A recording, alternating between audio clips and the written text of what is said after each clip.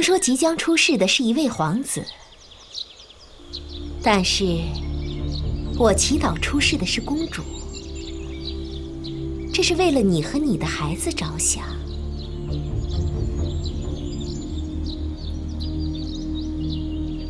就算把石头丢在河里还有个响声，你倒像锯了嘴的葫芦，真是个沉闷的女人。真不知当初陛下看上了你哪一点，会跟你在一起。不过你还能得意多久呢？别忘了，你肚子里的可是个孽种。狐狸的尾巴，想藏也藏不住了。原来在后宫散播谣言的，就是你。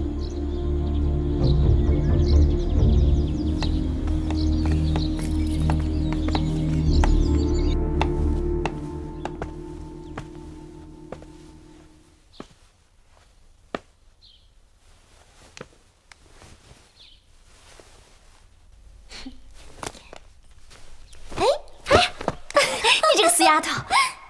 哎呀，你这是干什么？让人看见了怎么办？哎，你每天装模作样的不累啊？我这个在旁边看的人都累了。你说，我要是能像这石榴一样该多好！它满肚子种子，可我这肚子里一颗都没有，马上就要生了，真是急死我了。你当初假装怀孕的时候，没想过有今天啊？真是自作自受！你不帮我想办法，老数落我有什么用？你看班婕妤的肚子，像个随时都会破壳的鸡蛋一样，里面要是钻出个公的来，咱们就全完了。你以为出宫找个孩子那么容易啊？又不能随便抓一个来凑数，既要长得像皇帝，还要父母舍得出手，还要是最近出生的，哪有那么正好的？再说，我掩人耳目偷偷出宫的次数也不能太频繁了。那你说怎么办？你说该怎么办啊？火都要烧到眉毛了，你却告诉我没有水救火。好了好了，这事急也没有用，有钱能使鬼推磨，你再耐心等等吧。不管有多困难，我都会找到合适的孩子。总之不能让那姓班的女人骑到我们头上。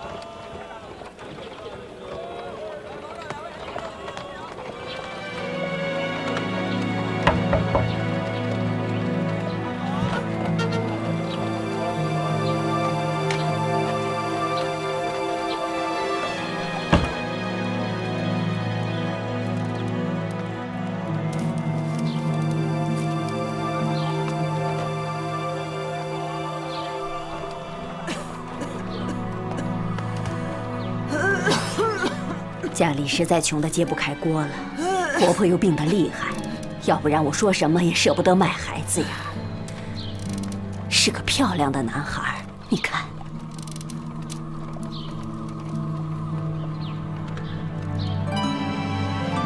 这孩子我要了，这些钱你先拿着，10天后会有人来接他，到时候还会给你另一半钱。宫里是不是有什么消息了？赵飞燕那个死丫头倒是越来越能折腾了。我早就觉得她怀孕的事情没有那么简单，果然不出我所料，是假的。她想从民间弄个男婴送到宫里面去。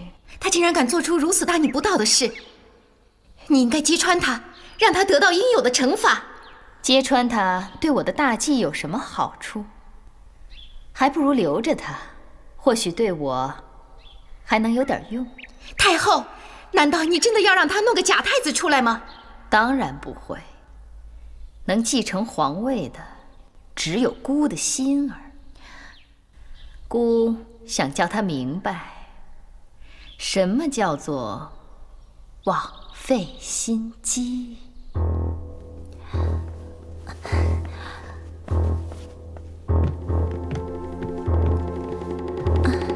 姐姐，工人们都走了吗？放心吧，我都已经安排好了。你那里怎么样了？今晚孩子能顺利进来吗？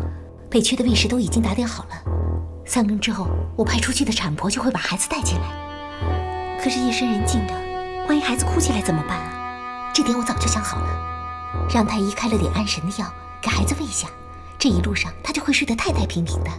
你说他会不会起疑心啊？别的嫔妃生孩子都大张旗鼓的，而我们却偃旗息鼓，他会不会猜到孩子是假的？半夜里突然生产并不奇怪。我们已经瞒了10个月了，只要度过这最后一关，将来的天下就是咱们的了。姐姐别慌，一切都已安排妥当，我们一定会成功的。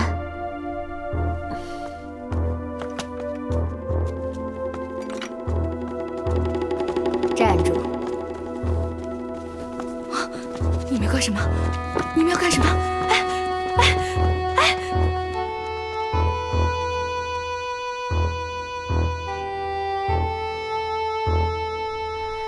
别着急，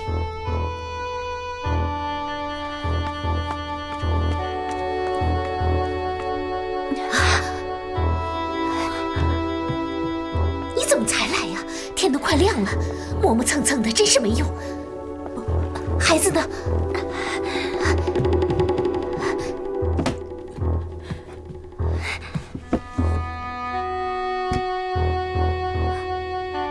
这是怎么回事？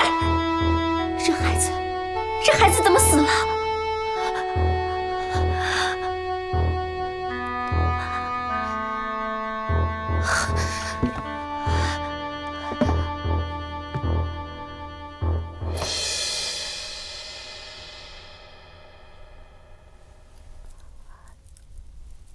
快把它拿出去埋了，不能留下任何痕迹，也别让任何人看见。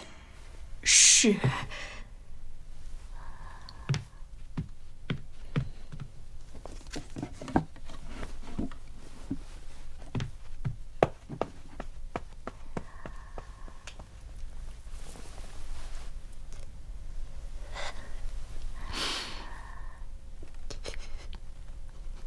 姐姐别再伤心了，还是想办法应付眼前的麻烦吧。这件事绝不能就这么算了。丁桃那个老太婆，她是个刽子手，她是个疯子，我要去告她，让她给孩子偿命。姐姐，你为什么还不明白？我们的一举一动都在她的眼皮子底下。这场仗从一开始我们就输了，既然输了就该认输，再这么闹下去只会两败俱伤。难道我们就这样任她宰割？我们就这样做她一辈子的傀儡？她越来越丧心病狂，如果不反抗的话，我们迟早都会死在她的手里的。我们当然不会坐以待毙，但如今不是时候，我们要先抓住她的把柄，才能给她致命的打击。像她这种蛇蝎心肠的人，会有什么把柄？会有的，是人就会有弱点，只是需要时间把它找出来。不，你放心，我们还是有胜算的。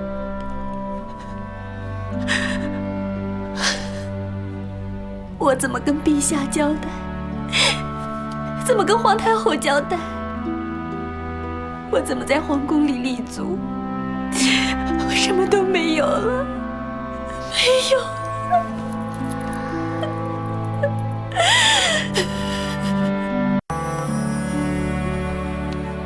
事已至此，你就不要再难过了，好好调养身体吧。陛下，你会怪罪臣妾吗？失去孩子，又不是你的错，朕不会怪你的，别胡思乱想了。那臣妾以后还有机会吗？打碎的花瓶是没有办法还原的，你应该明白。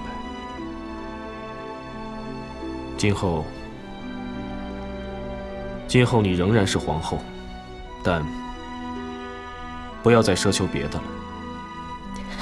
陛下，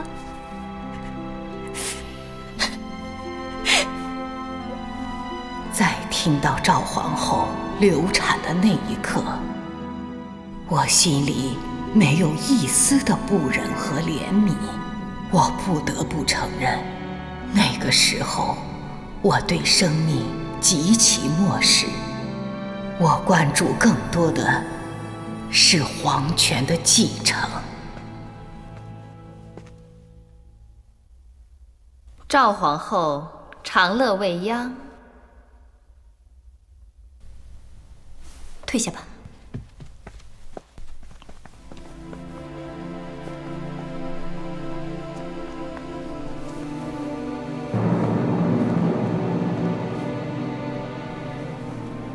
怎么是你？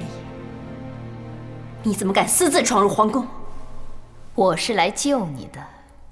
你这个蛇蝎心肠的女人，连个婴儿你都不放过。他是我唯一的指望，你是魔鬼！闹够了没有？你进来，帮我劝劝你这个无知的姐姐。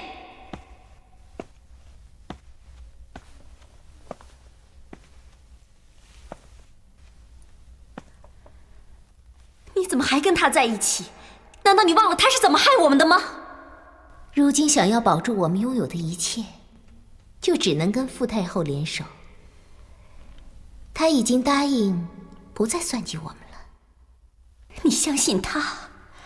他只会把我们往绝路上推。你错了，我们3个在同一条船上，要面对的也是同样的敌人。不管从前有什么恩恩怨怨，都应该一笔勾销。我凭什么相信你？你只会一次又一次地陷害我们。用你那缺乏智慧的脑子好好想想吧。只要班婕妤的儿子一出生，你们所拥有的一切都会不复存在。事到如今，只有斩草除根，才能永享太平。姐姐，我们没有别的路可走。难道你真的要像他一样，去杀一个无辜的婴儿？谁挡我们的路，就除掉谁。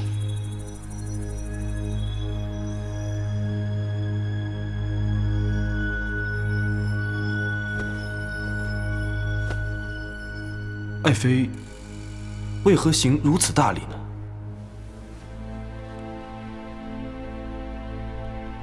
臣妾想求陛下一件事情，请陛下无论如何都要答应我。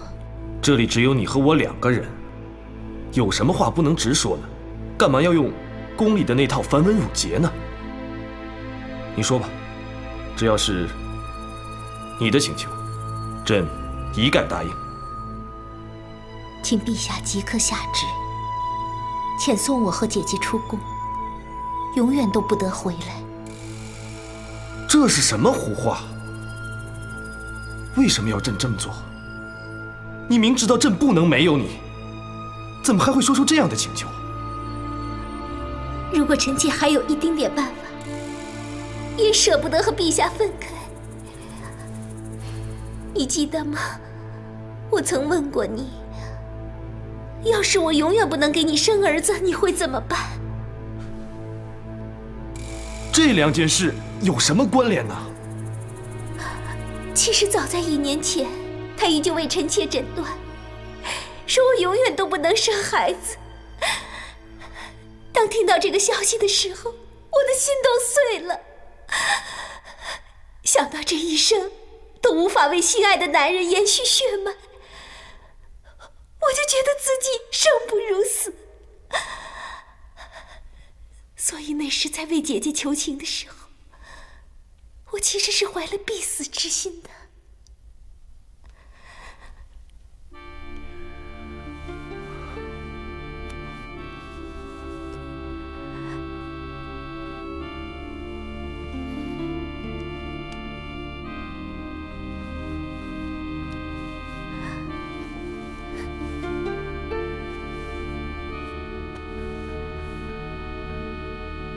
何德，如果朕早知道这件事，就绝对不会对你说想要孩子的话了。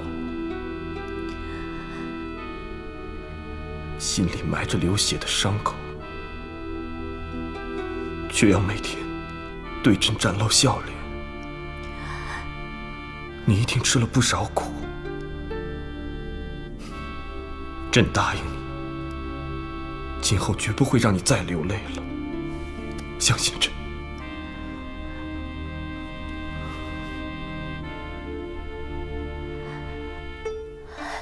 陛下，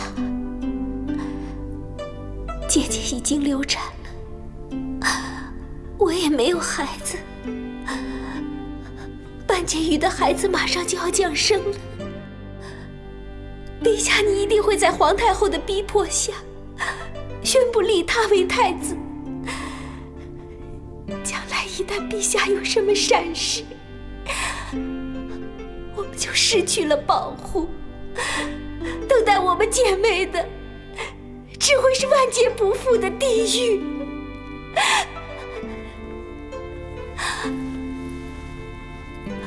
如果陛下对臣妾还有怜爱之心，为了避免这种下场，求陛下尽早的送我和姐姐出宫，躲避灾难，求陛下了。朕不会允许任何人伤害你。如果你真的担心将来，朕可以把班婕妤将要生下的孩子要过来，以你姐姐的名义收为嫡子，记名中宫，由你们姐妹来抚养。就算朕将来不得不立他为太子，你们也不会有后顾之忧了。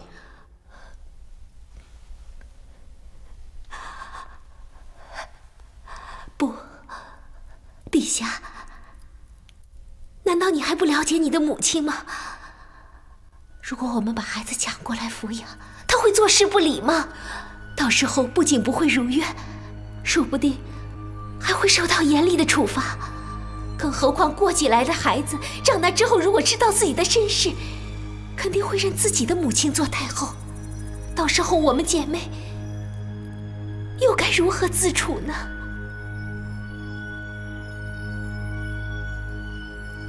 朕明白母后的强硬，但毕竟朕才是皇上。真是这样吗？你不想想，你有多少次屈服在太后的威严之下？她和她身后那股强大的势力，是皇上你一个人能够抵抗的吗？陛下，我能明白你心里的矛盾。如果你摆脱不了太后的控制，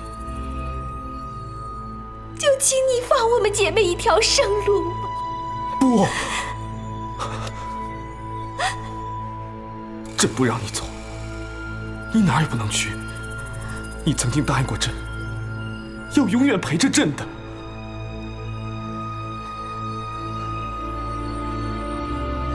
如果陛下真的不想放弃我，那就只有一个办法，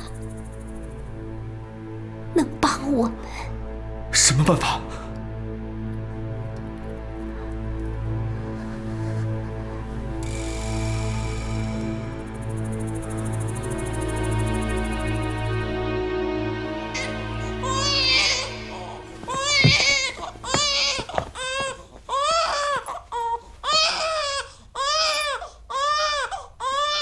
圣旨到！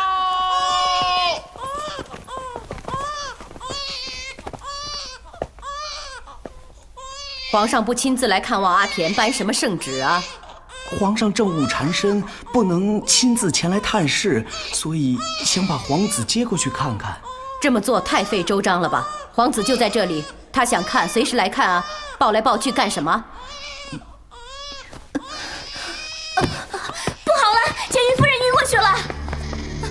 夫人，夫人，夫人，夫人，夫人呀，夫人，夫人，快传太医！夫人，快！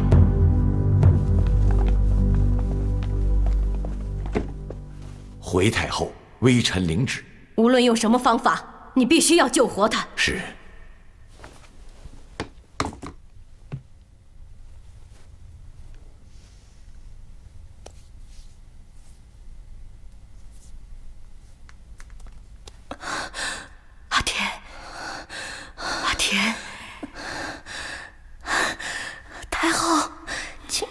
看看孩子，我怕我赶不到他，就已经挨不住了。不许你说这样的傻话，阿田，你一定要熬住啊，听到吗？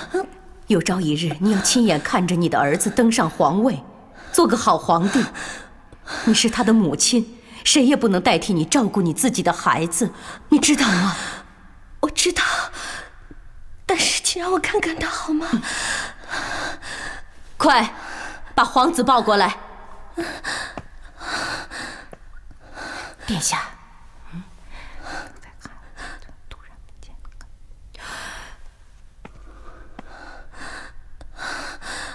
阿田，孩子刚才让皇上派人接走了，他想亲眼看看自己的骨肉。皇上为什么不自己来呢？皇上操劳政务，还想着要看孩子，你看他多在乎你们。好好的歇一歇吧，把一切都交给我，放心吧。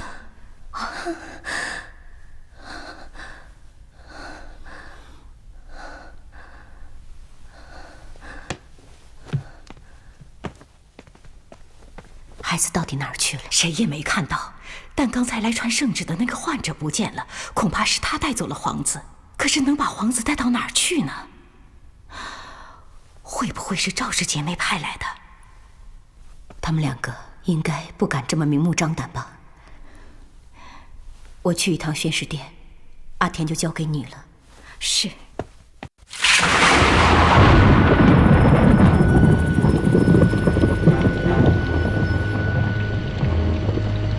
怎么能有这样的想法？陛下，你认为还有别的路可走吗？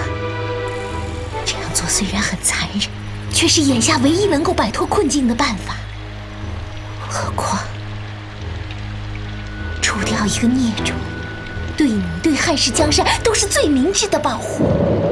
谁说那孩子是孽种？那是朕的骨肉。陛下，臣妾知道你心里很矛盾，可是如果留下这个孽种，你的尊严何在？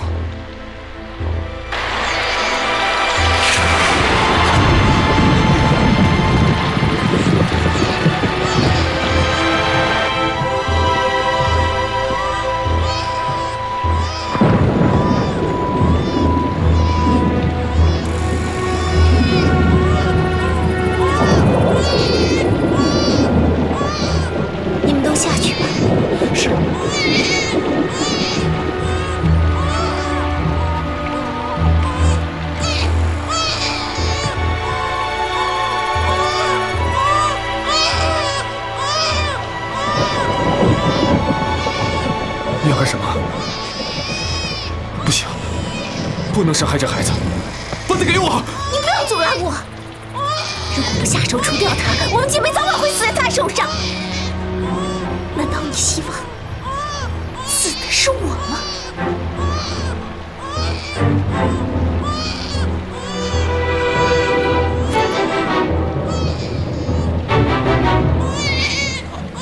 你这个孽种，不许哭！不许哭！何德，何德！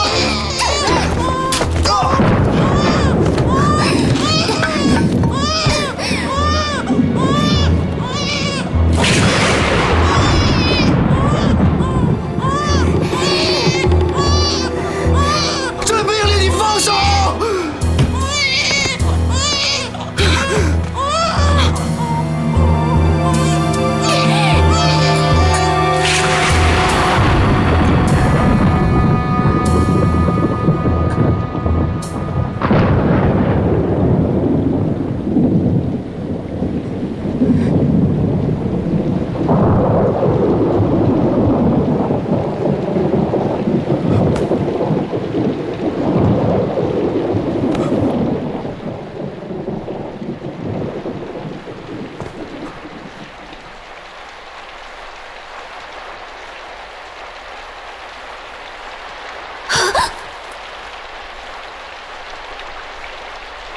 你为什么要下这样的毒手？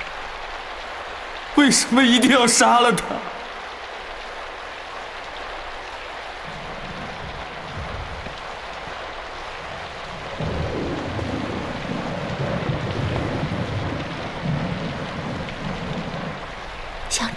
孽种，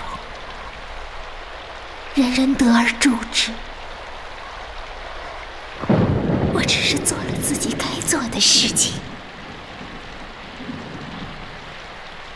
陛下，你下不了手，我再帮你一把。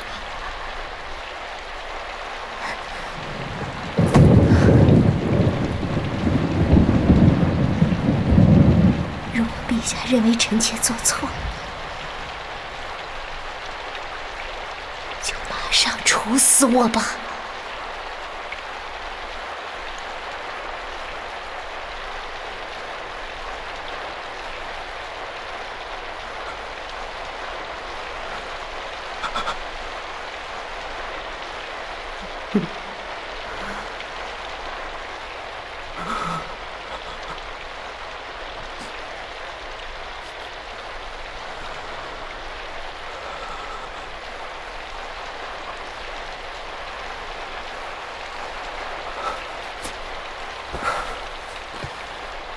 你马上回朝阳殿去，今夜发生的事绝不能让任何人知道。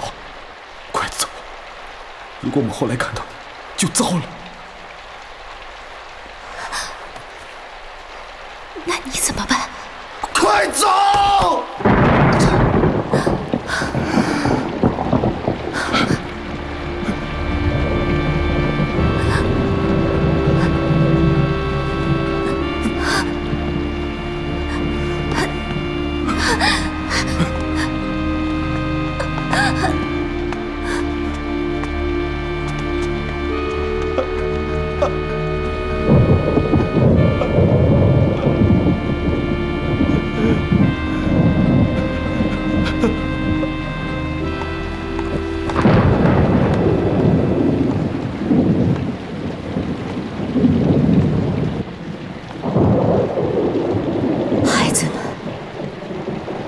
你把孩子弄哪儿去了？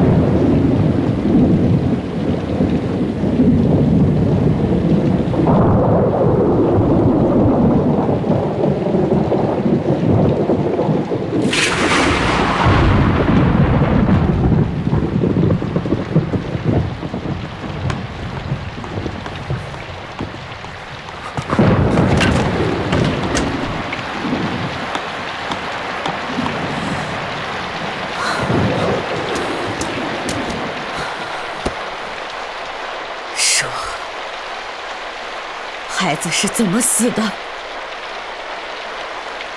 大概是他的身体太弱了，刚送来的时候脸色就不对，朕才抱了没一会儿，他就喘息困难，然后就……住口！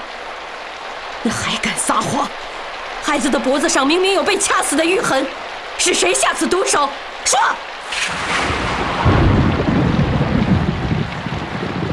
母后一定要听朕话。我想知道真相。是我把他杀了。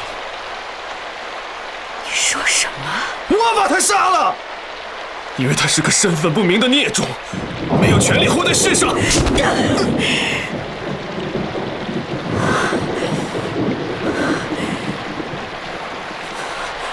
你打我！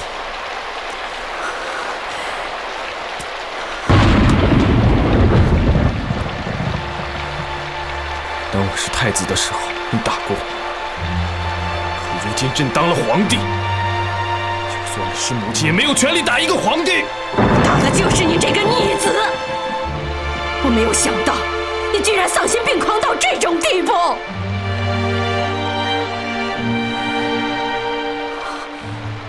他是孽种，他是孽种！罪有应得。这么柔弱的婴儿有什么罪？费尽九死一生力气生下他的母亲又有什么罪？有罪的绝不是他们，而是那些在暗地里散播仇恨和谗言的人。说，是谁说阿田和纯元长有染的？是不是孩子也是他们下手杀的？是赵飞燕还是赵合德？母后别再胡乱猜测了，此事都是儿臣一言所为。母后要怪罪，就怪罪朕吧。事到如今，你还在包庇他们。母后，我承认自己的手段太残忍，为此我也受到了良心的谴责。可是事情已经发生，儿臣不知道还有什么办法可以补救。求求母后，把这件事烂在心里头，跟谁都不要说。这不仅是为了保住儿臣的颜面，更是为了大汉江山的稳固。如果天下人知道堂堂天子对一个婴儿下毒手，人心会大乱的。求求你母后，就当这件事情从来都没有发生过。浩儿，从前我道你是秉性懦弱，才会被女人哄得昏头昏脑。今天你让我彻底认清了你的愚蠢，你根本不配做皇帝。母后。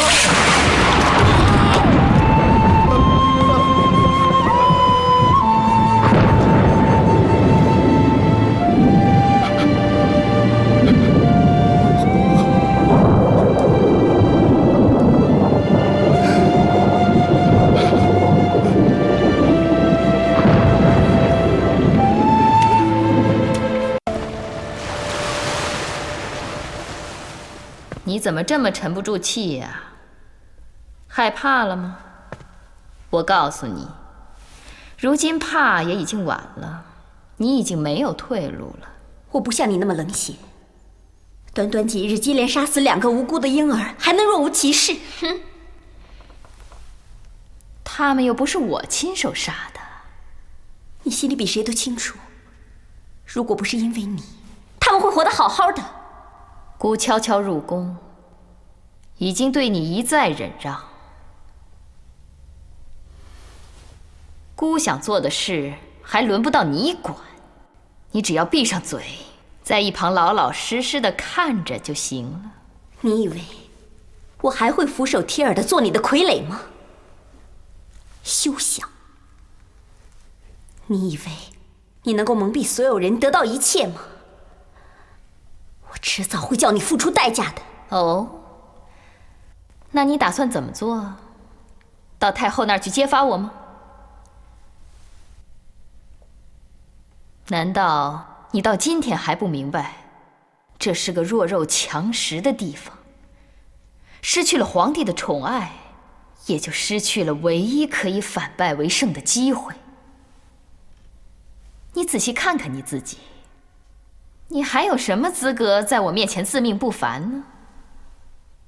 美貌、青春，还是灵巧的舌头？我告诉你，你除了一颗染满尘埃的心和一天比一天更多的惶恐之外，你什么都没有。你凭什么跟我作对？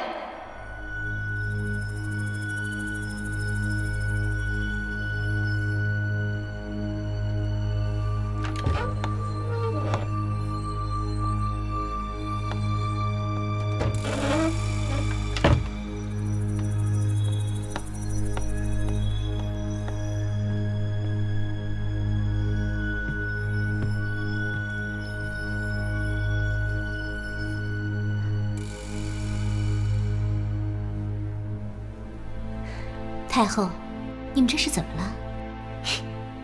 没什么，是你那位聪明乖巧可爱的姐姐有些事想不通，我在帮她指点迷津呢。你的事情办得怎么样了？皇帝有没有起疑心啊？我是当着皇帝的面下的手，没有隐瞒他。虎毒不食子，看来这话是说错了。难道是老虎的眼睛瞎了？就是自己的孩子，也照样会咬死。这天底下，还真会有这么荒唐的事情？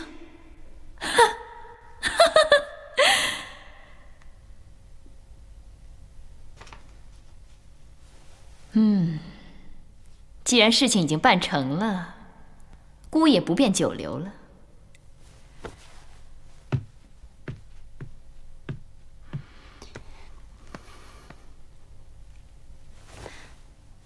你们要记住，这件事情绝不能向任何人透露，这也是为你们自己的小命着想。迟早有一天，姑还会回来的。哼！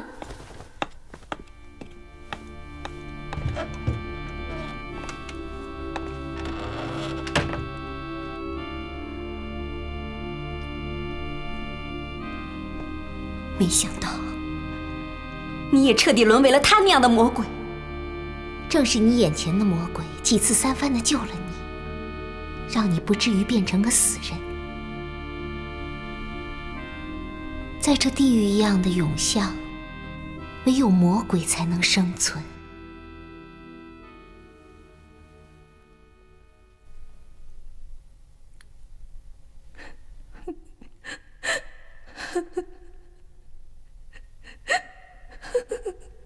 谁？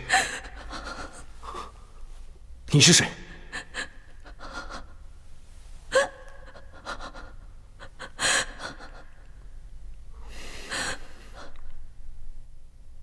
没有朕的传召，你来干什么？陛下，臣妾是上来看看孩子。从他生下来到现在，臣妾还没有见过他呢。他长得是不是很像你？臣妾昨天晚上做了个梦，梦到孩子不见了，只剩下了一滩鲜血。陛下，母子心连心，要不是这样，我也不会来打扰您的。我到底要怎么做，您才会原谅我？孩子是母亲的心头肉啊！你到底要我怎么做才会让我见孩子？我求求你，我求求你，求求你，让我见孩子一眼！我求求你，求求你，我求求你，求求你，陛下，我求求你，别这样，我求求你，别再磕头了，求求你，孩子已经死了。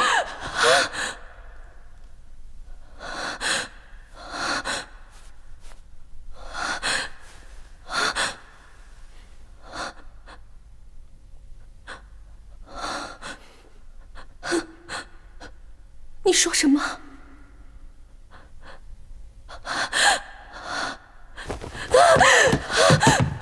孩子到底怎么了？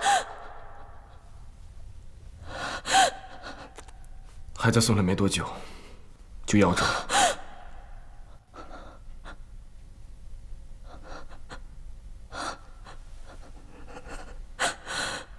这不可能，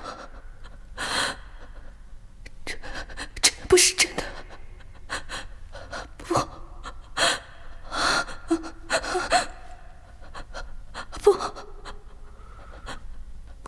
朕杀了他。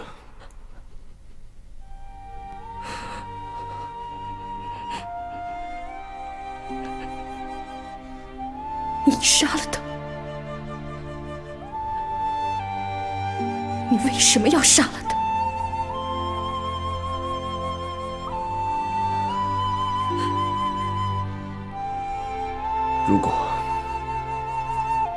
如果不是你教朕失望在心，朕也不至于这样绝情。这一切都应该怪你。从你跟淳于长通奸的那一刻起，就应该想到今天的后果。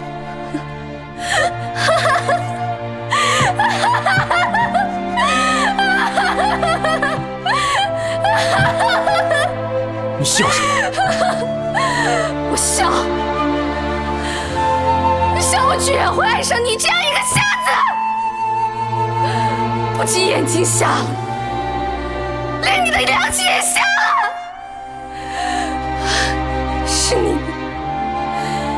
是你亲手害死了自己的孩子，我竟然会把他交给你这样一个野兽！我要杀了你！我要杀了你！我要杀了你！如果你胆敢刺杀朕，不仅你的父亲和兄长死罪难逃，连你整个家族都会灭亡。你胆敢刺杀朕，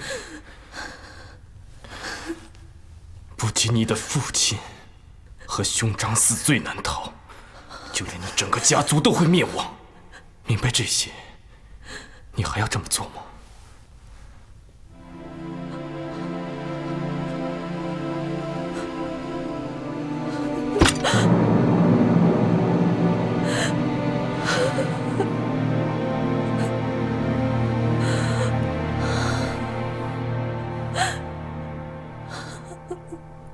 你回去吧。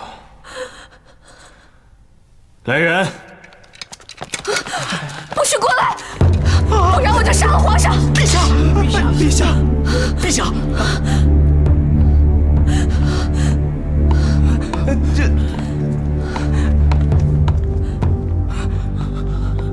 太后，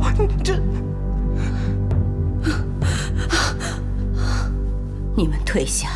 是。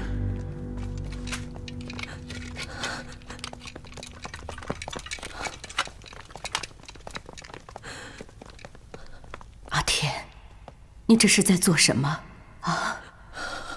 快把刀放下！来，过来，到我这儿来。没有人再伤害你了。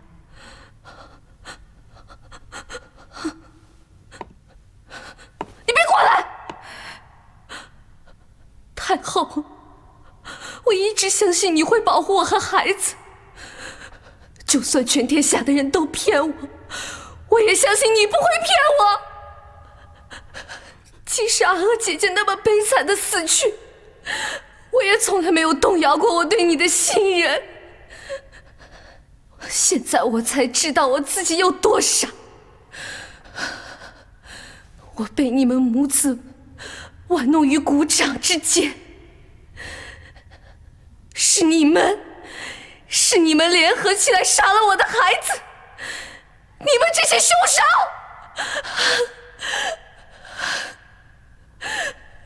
我知道，现在无论怎么解释，也无法平息你心中的愤怒。傲儿做了天理难容的事，可是你不能杀他。不仅因为他是皇帝，他更是我的儿子。求你体谅一个母亲的心情。求你宽恕他，我替他向你赔罪，就算我求你了。我没有保护好我的孙子，都是我的错。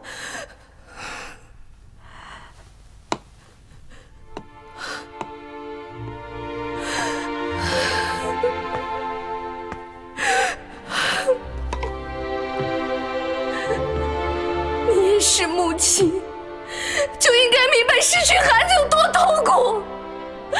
你杀了我的孩子，我也要杀了你的孩子！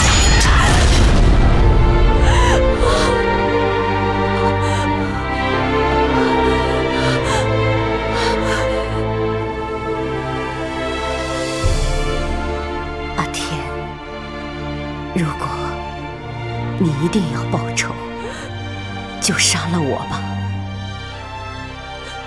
儿子的罪孽就是母亲的罪孽，如果鲜血能够平息你心中的愤怒，我愿意代替他去死。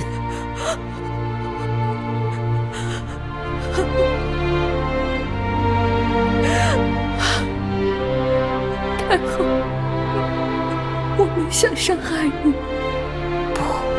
不怪你，你是个可怜的孩子。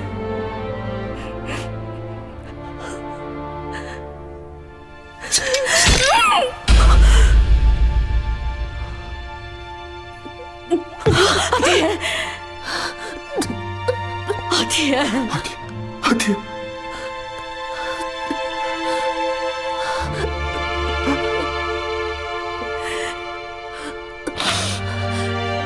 太后，求你不要降罪我的家人。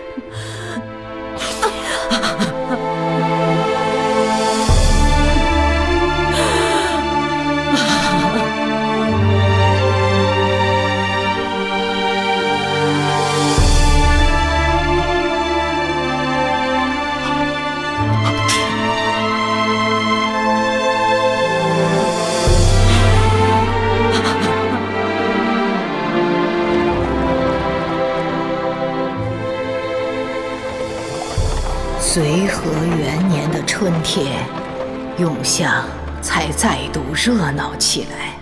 因为皇帝始终没有子嗣，必须在定陶王刘欣和中山王刘兴之间选出一位太子，而真正在两人背后操纵实权的，却是夙愿深沉的傅瑶和我。哎呦！平静之下蕴藏着澎湃的野心和凛冽的杀机。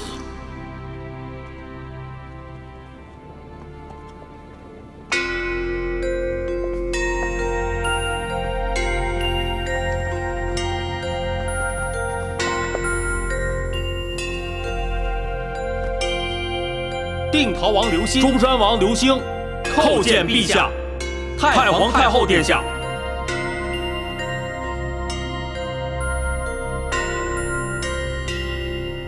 免礼平身。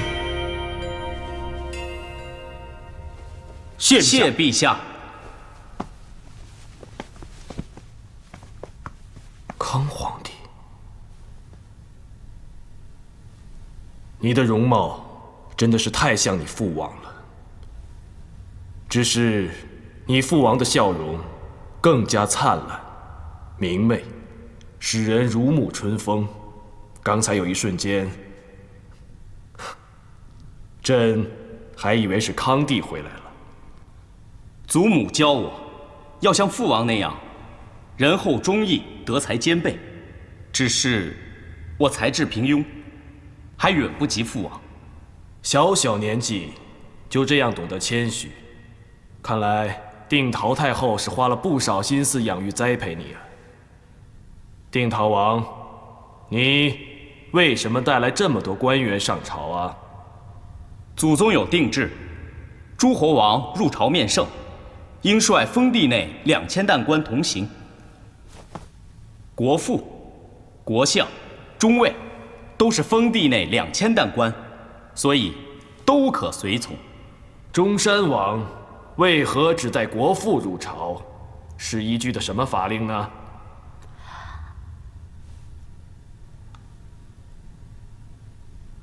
中山王，怎么连自己的侄儿都比不上？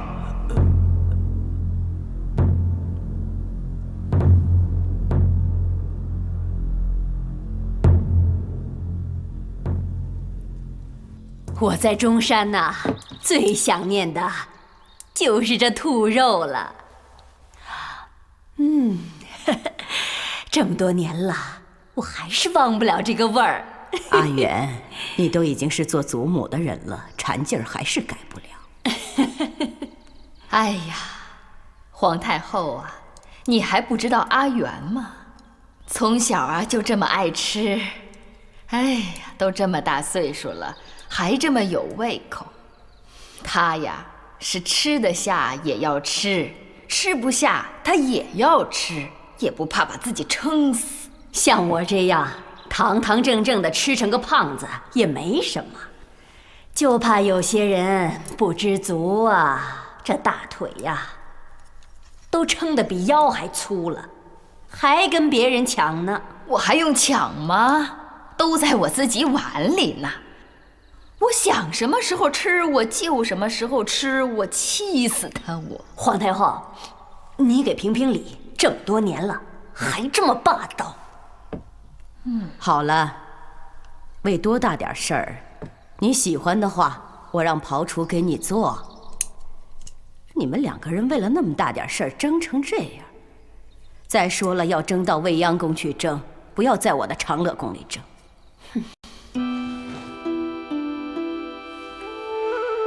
太后肯这样破费，看来你对太子之位是志在必得啊。跟聪明人说话，真是半点也不用费力。我还没有开口，赵昭仪就已经心领神会了。当年我果然是没有看错人，你的资质远远在你姐姐之上，皇后之位本应属于你。说到底，皇后也只不过是个有名无实的封号，就算抢到手也没多大意思。何况我怎么能和我姐姐去抢呢？没有皇子，却能集万千宠爱于一身，这是别的女人几辈子都修不到的福气，你却轻轻松松的就办到了。哼，我不得不承认，连我这个老太婆都羡慕你呢。太后可真是折煞我了。当年如果没有你的栽培，我又怎么会有今日的风光呢？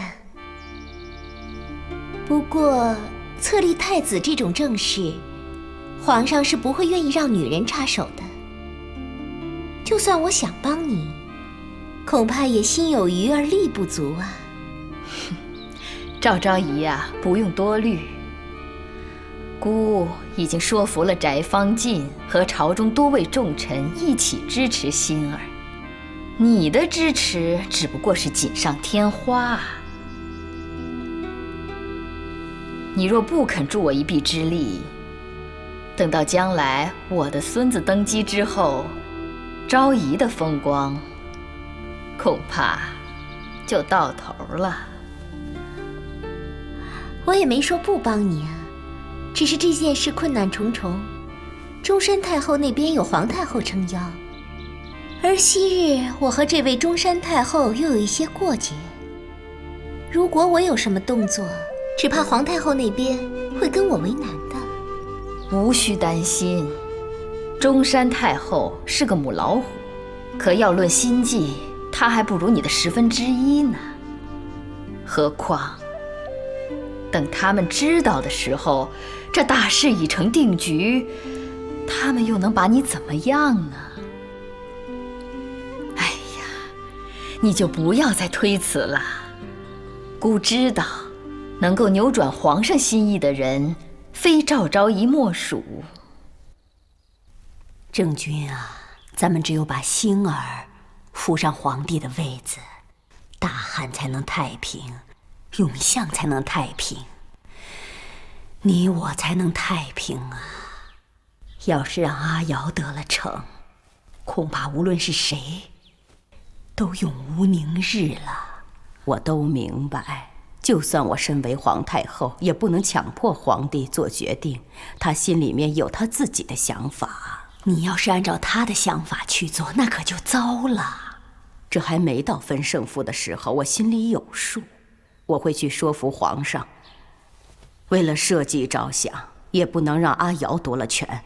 一旦刘欣登基，那他只会沦为阿瑶的傀儡，到时候就真是天下苍生的不幸了。唉，照你的观察，你对这2位太子人选都有什么印象啊？中山王刘欣性情淳朴，但资质愚钝，才学见地更是平庸。而定陶王刘欣虽然刚刚年纪弱冠，却头脑敏捷，思路清晰，对答如流，是个聪明又能干的少年。看来陛下的心中已经有了决断。可是春秋有云，立嫡以长，不以贤，为的就是防止君主以爱憎行事，以及嫡子们对储位的觊觎和争夺。这历来是安定社稷的大经大法，违背了就会引来灾祸，你明白吗？母后所言有理，问题是，明知道一个人的能力不足以担当帝王，还要硬把她扶持上去，这恐怕也不是什么社稷之福吧。能力不足可以培养，才疏学浅可以学习，头脑不那么灵光，可以委派贤明的大臣去辅佐他。可如果你立刘歆做太子，却是后患无穷。母后为何这样说？刘歆的祖母傅太后是什么样的女人，你了解吗？她口蜜腹剑，心计阴毒。当年你还没出世的时候，她就屡次3番下毒手，想要除掉你。母亲，我为了保护你，没少吃苦头。这些事，朕曾听你讲过。可是，母亲也不一直教导我，要以德报怨嘛。况且自从他们迁居定陶之后，傅太后一直安分守己，悉心教养孙子，并没有什么谋逆的行为啊。虽然她身居定陶，表面上过着平静的日子，暗地里却始终觊觎着你的皇位。赵氏姊妹就是她安插在你身边的棋子。母后的意思是说，皇后和昭仪都是傅太后的人？确凿无误。我先后派了公孙夫人和萧大人去暗访过她们姊妹的身份。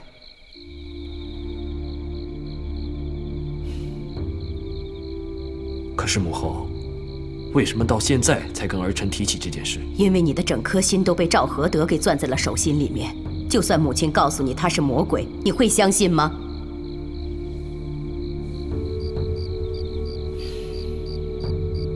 傲儿，无论如何，你都不能让刘歆做太子，不能让傅太后有机可乘。一旦刘歆将来登基，傅太后一定会像当年的吕后那样兴风作浪，动摇社稷根本。傲儿啊，我这辈子从未求过你什么事，这次就算母亲恳求你好吗？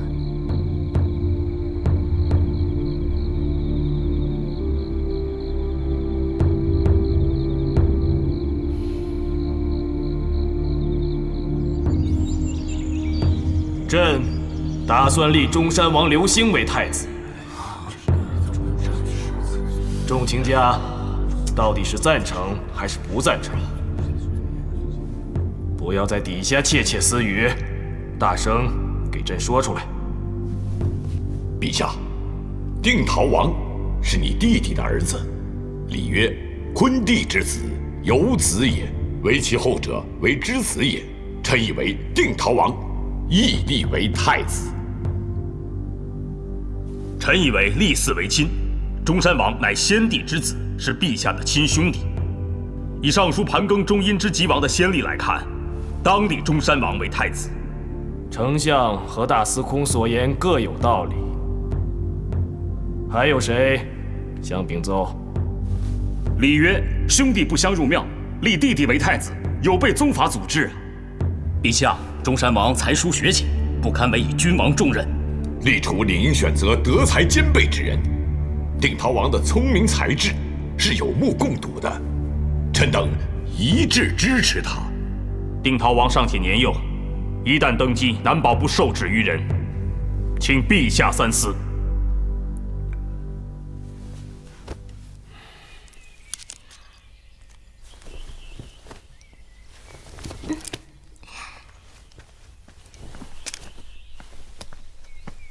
是何德吧？不好玩，真是什么事儿都瞒不过陛下。会这么做的女人，除了你没有别人。陛下刚刚在想什么心事，想得这么入神呢？能不能跟我说说啊？有个人分担你的忧虑，你就可以轻松些啊。还不是朝廷里的那些事，大臣们争论不休，让朕头疼。哦，是不是为了册立太子的事情？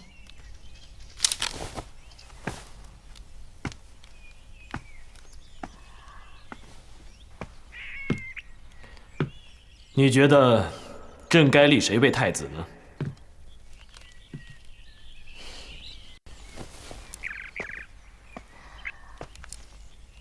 关乎社稷的大事，女人怎么好插嘴呀？没关系，就当朕跟你闲话家常。中山王和定陶王你也都见过了，对他们有什么印象啊？两位王爷各有千秋，中山王看上去不善辞令，也许是大智若愚，而定陶王才华横溢，却说不定外强中干。你呀，倒是生就一张巧嘴，谁也不得罪。经你这么一说，朕更不知道该立谁为太子了。陛下真的不知道吗？恐怕你心中早有主意了，只是碍于皇太后才左右为难吧。你怎么知道？明眼人都看得出来，皇太后一向与定陶太后不和睦，而与中山太后感情亲密。在眼下这种关键时刻，她会支持谁，当然是一目了然了。可是，朕听说你和皇后从前都是定陶太后一手栽培的，你却从来都没有跟朕说过，你心里到底在打什么主意？我们姐妹出身微贱，这点从来都没有隐瞒陛下。定陶太后苦心栽培，并把我们献给陛下，陛下应该感激她才是。她一直不透露此事，是因为她不愿意居功。若不是定陶太后在幕后相助，臣妾又怎么有机会与陛下相识相爱呢？你的话也不无道理，看来倒是朕错怪了定陶太后的一番美意了。何德，你知道吗？今生能与你相遇，朕从来都没有后悔过。如今正是报答这位恩人的好机会。只要陛下让刘欣当太子，臣妾也会受到庇护。而中山太后一向都视我们姐妹为敌，若是她的儿子登基，我们姐妹一定会成为她的眼中钉。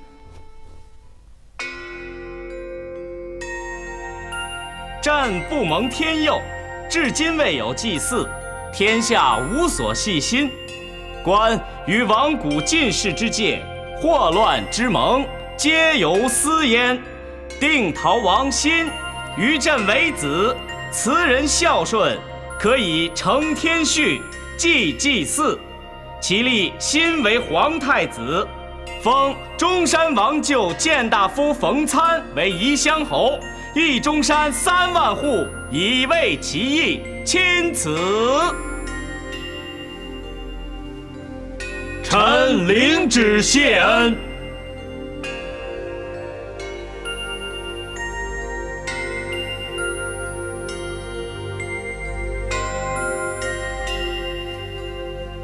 我原以为傲儿真能明辨是非，当机立断，结果我犯了天下母亲的通病，太相信自己的儿子了，让定陶太后暗中掌控了整个朝廷，我的位置也变得岌岌可危。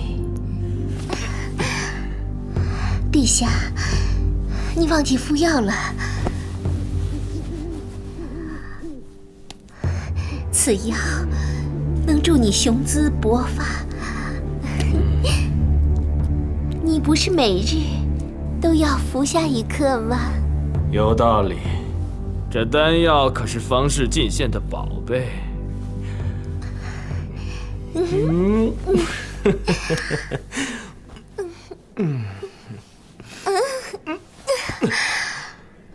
如果陛下一次吃下10颗，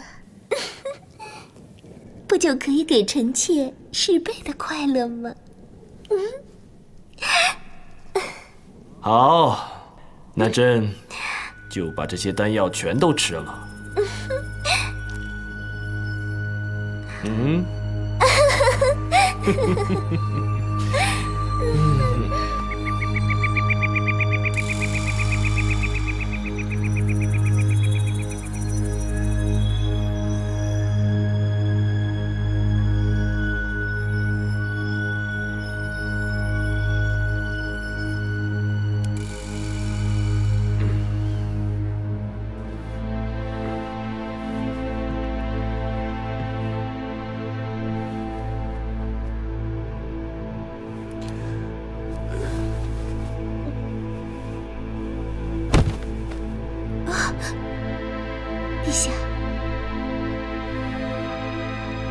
下，你怎么了？陛下，陛下，陛下，陛下，你怎么了？来人呐！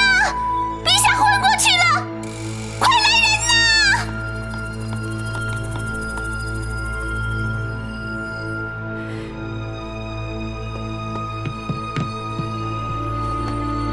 陛下，你这是怎么了？傲儿，傲儿。姑听说陛下昏倒的时候，只有你一人在他身边。告诉姑，到底怎么回事？臣妾醒来的时候，陛下已经昏倒了。为什么会变成这样？臣妾毫不知情。太医，陛下到底得了什么病？皇上是患了风寒。什么风寒这么严重？皇上都病成这个样子，你们还不跟我说实话？万一皇上有什么闪失，你们担待得起吗？皇上双目晦暗，印堂发紫，阳气过度损耗，怕是已经濒临油尽灯枯了。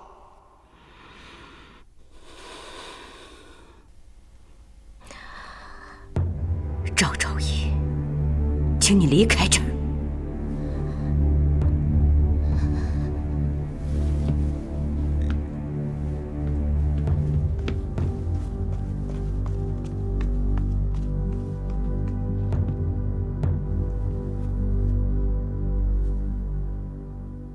此时此刻，我早已将太子之争抛至脑后，变成了一心一意为儿子祈祷平安的母亲。然而，彻夜不眠的祈祷和太医的治疗均无任何成效。我们母子还是到了不得不分别的时刻。陛下，母后，何德呢？把何德叫来。还有飞燕，让他也来。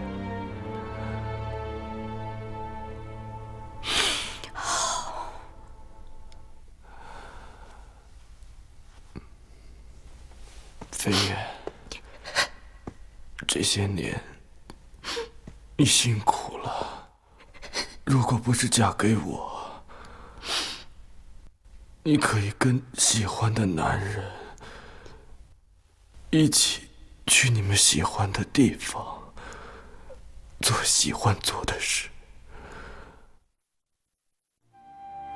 我把你绑在身边，却没有珍惜你。陛下，都是我不好，我不仅侮辱了陛下的尊严，还侮辱了自己的爱情。我是个坏女人。不，你是个好女人，是我辜负了你。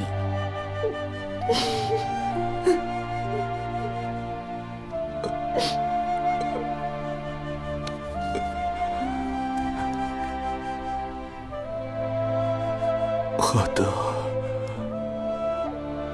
如果能让我重活一次，我最想做的事还是跟你相遇，爱上你，然后不顾一切的去渴求你的爱。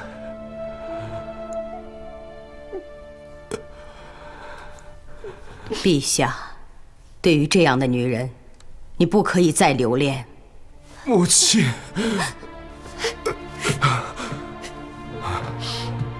就当做是儿子最后一次请求，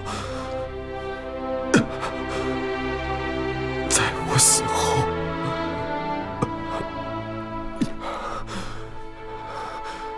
不要为难何德。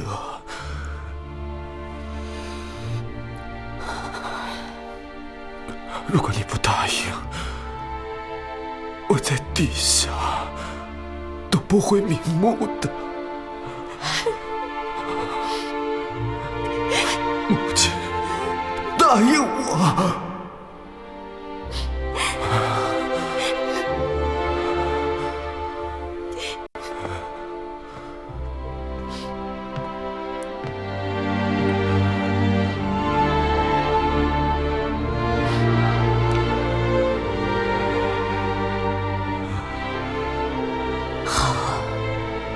我答应你。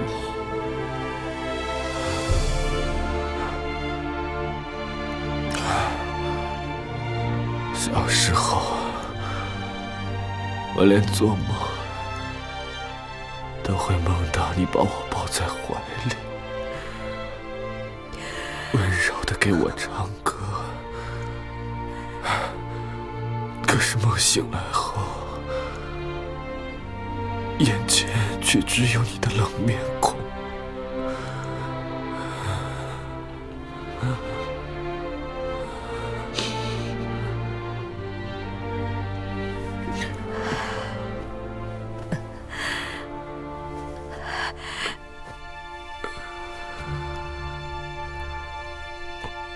浩儿，我真该早点这样抱着你。过去是我对你太严厉了，是我辜负了母亲的爱，我恨过你，以为你很无情，甚至把你当成了我的敌人。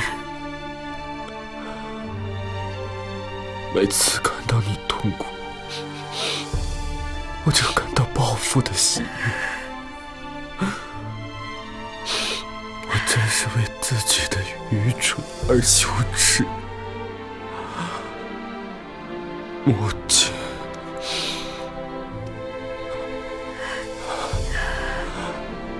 你能原谅我吗？原谅我的自私和任性。我从来没有真正把你的过错放在心里，我只是责备我自己。我是一个失败的母亲。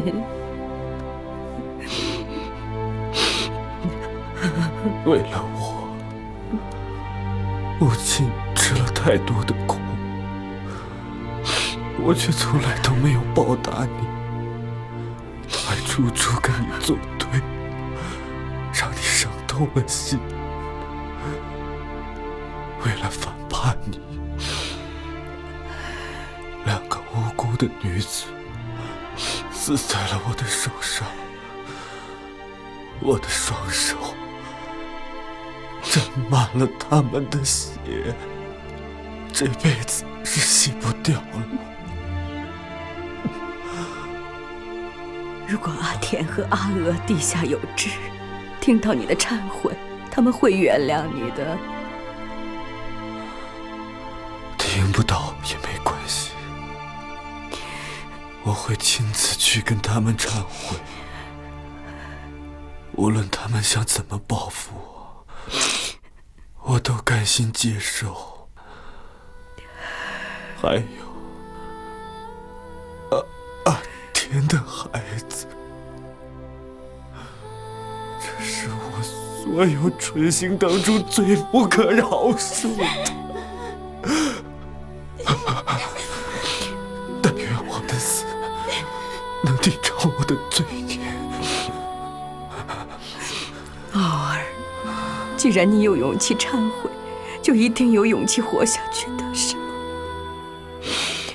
你不能死，给我好好的活下去。我只有到阴间去忏悔。如果有来世，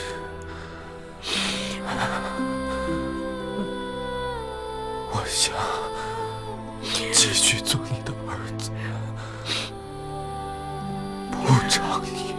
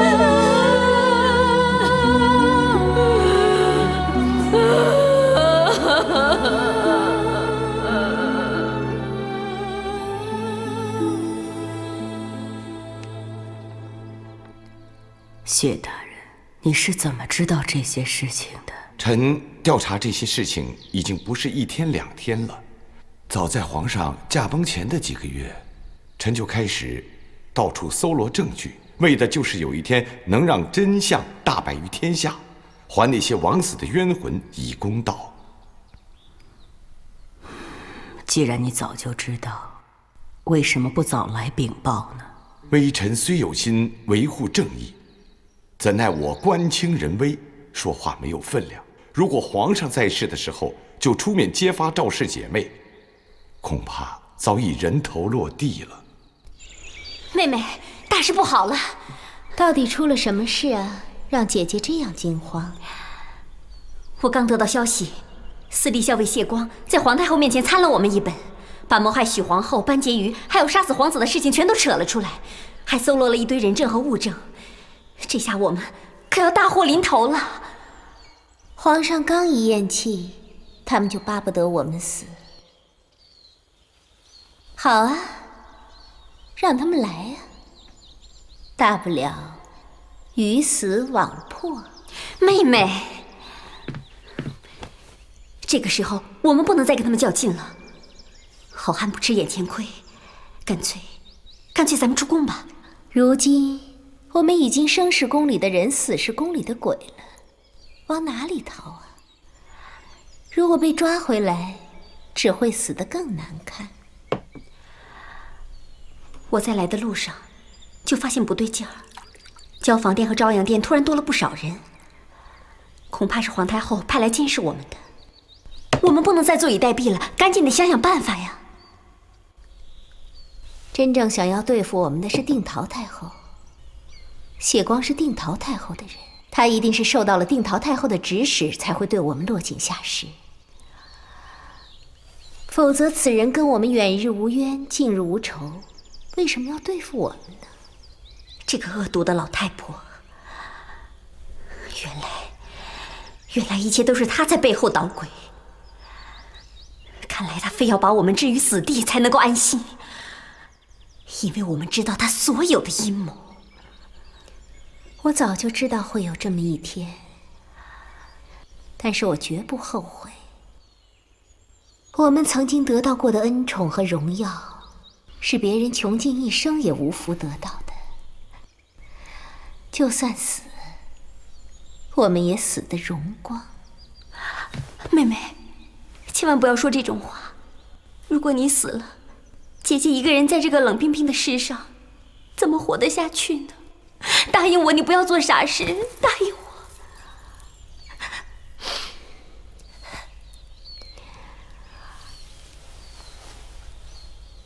无论发生什么，你都要记住，我会永远保护你的。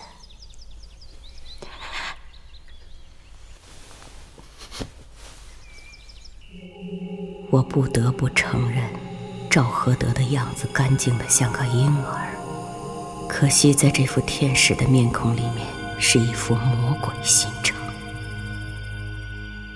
你们都退下。赵昭仪，夜半3更的，你有什么话要对姑说？谢光上奏确有其事，这点我无需隐瞒。但所有的事情都是我一人所为，我姐姐并不知情。这么说，是你亲手杀死了阿田的孩子？你为什么要这么狠毒？为什么要这么对待一个无辜的孩子？不除掉他的话，他早晚会成为威胁我地位的敌人。你为什么会如此的阴毒？明天，赵氏姊妹就会成为阶下囚。像我姐姐那么愚蠢的女人，我根本就没有把我的计划告诉她，她只会成为我的绊脚石。你以为你如此袒护你姐姐，赵飞燕就能逃脱罪责吗？我为什么要袒护她？有人能陪着我死，不是更好吗？不过她活着会对你更有用。等我死了以后，你就会明白，我虽然生在民间，却得到上天的眷顾，生得花容月貌。既能进宫，又如何能避免争宠？既然争宠，又岂能不专宠？人生得意须尽欢，何况作为一个女人，身在后宫，如果得不到皇上的宠爱，那活着还有什么意思？何况一个女人身在后宫，如果得不到皇上的宠爱，那我活着还有什么意思？你儿子对我的宠爱到了痴迷的地步，甚至不惜死于我的裙下。作为一个女人，我死而无憾。相比之下，太后你既得不到丈夫的爱，也得不到儿子的爱，我真是同情你呀！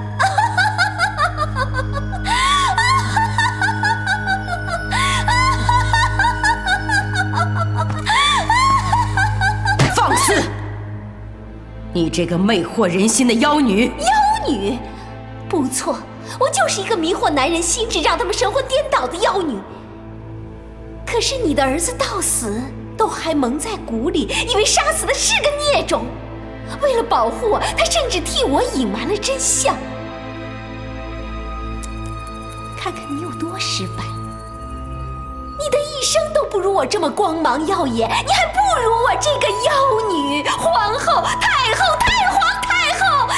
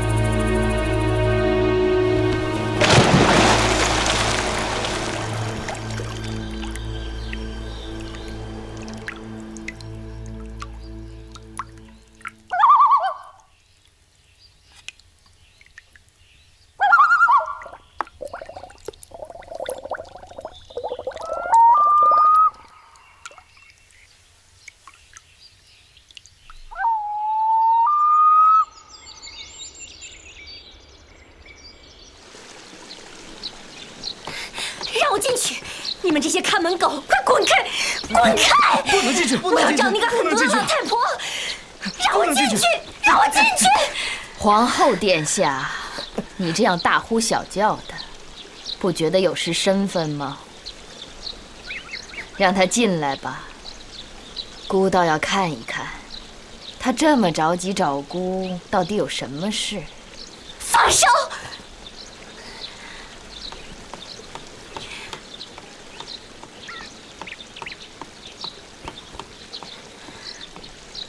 我妹妹今天一早投河自尽了。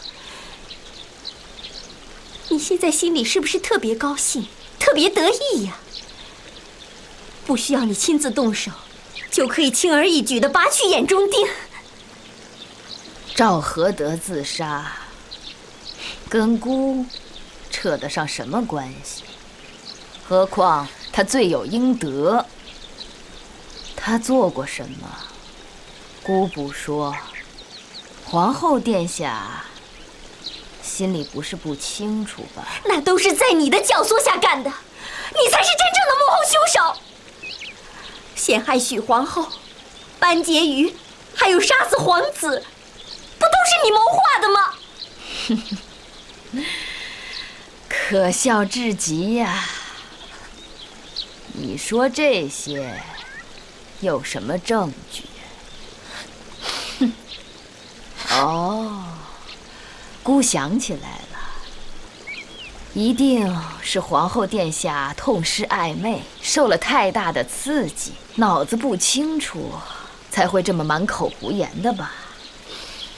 趁着姑还没有派人把你赶出去之前，你还是好自为之的自己走吧。我要为我妹妹报仇！干什么？放开！放开！放开我！我要杀了你，你这个老妖婆！我要杀了你！放他走！老妖婆，我要杀了你！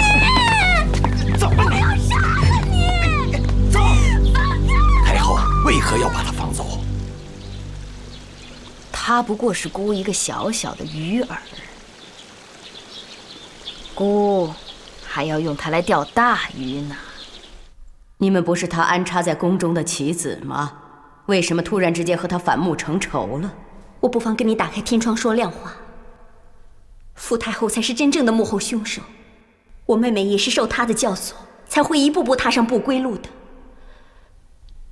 她所做的一切，都是为了谋夺皇位。自从被发配到定陶的那一天起，她就开始处心积虑地安排所有的阴谋了。我们姐妹出身寒微，被她收留，自然只有对她唯命是从。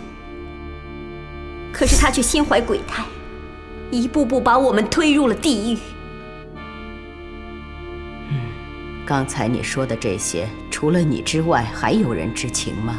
只有我和妹妹知道她所有的阴谋，所以她才会利用谢光想铲除我们。妹妹就是为了保护我，才自杀的，还不惜一切的把所有的罪名都揽在自己身上。我要为妹妹报仇。如果你不相信我所说的话，你现在就可以杀了我。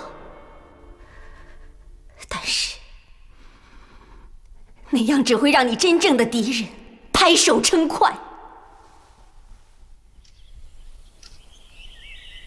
你是不是在为傅太后的事为难？是，他手段的狠毒超过了我的想象。许娥、班田，还有我那出世不久的孙儿，都是他指使赵合德下手加害的。为了让自己的孙子登位，他不择手段，把我身边的亲人一个一个除掉。我不会让他如愿的。如今皇帝刚刚驾崩，人心浮动。傅太后在朝廷内有党羽密布。上次在立嗣的问题上，竟连你的兄长大司马王根都为刘歆说好话，要想推翻刘歆继位，困难重重啊！我兄长王根啊，仗着位高权重，挥霍无度，我已经多次提醒过他，但他都当成耳边风。他会被傅太后收买，我一点都不觉得奇怪。只是令我感到痛心的是，兄妹的感情比禅意还薄。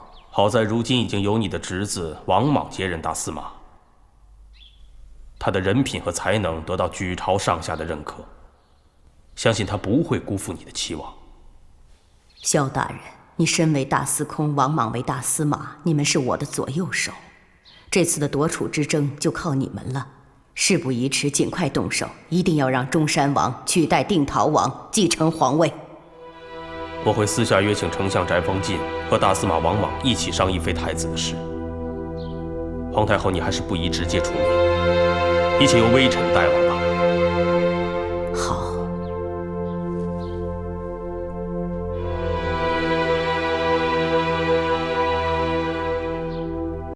今日宴聚，是为一件关乎社稷的大事，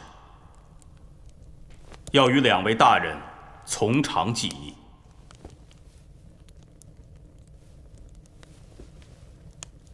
如果定陶王刘歆登基，天下就等于沦落到定陶太后之手。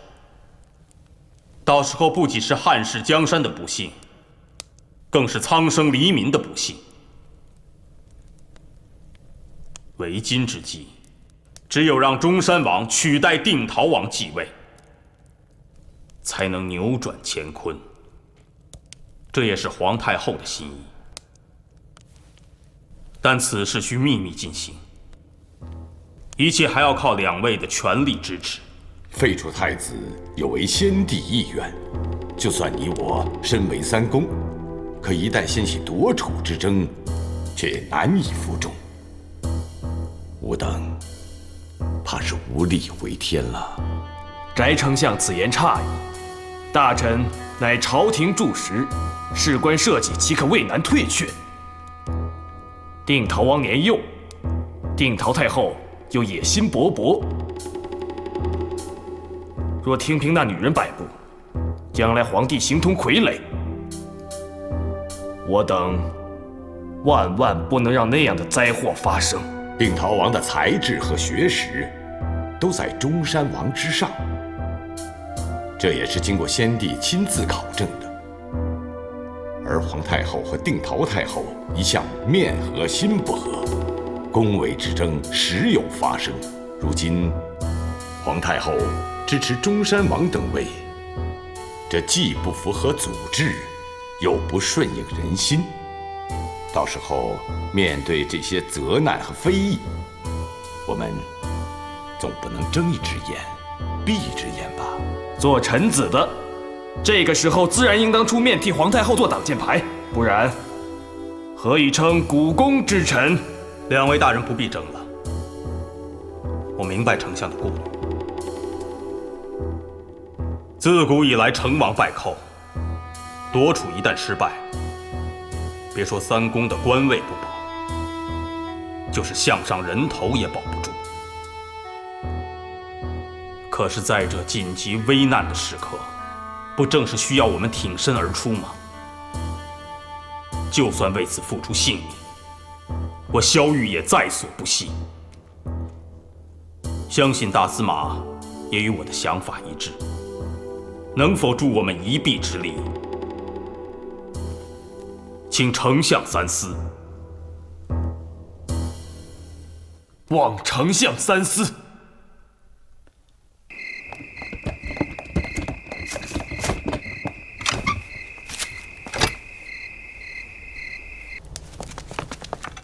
跪下！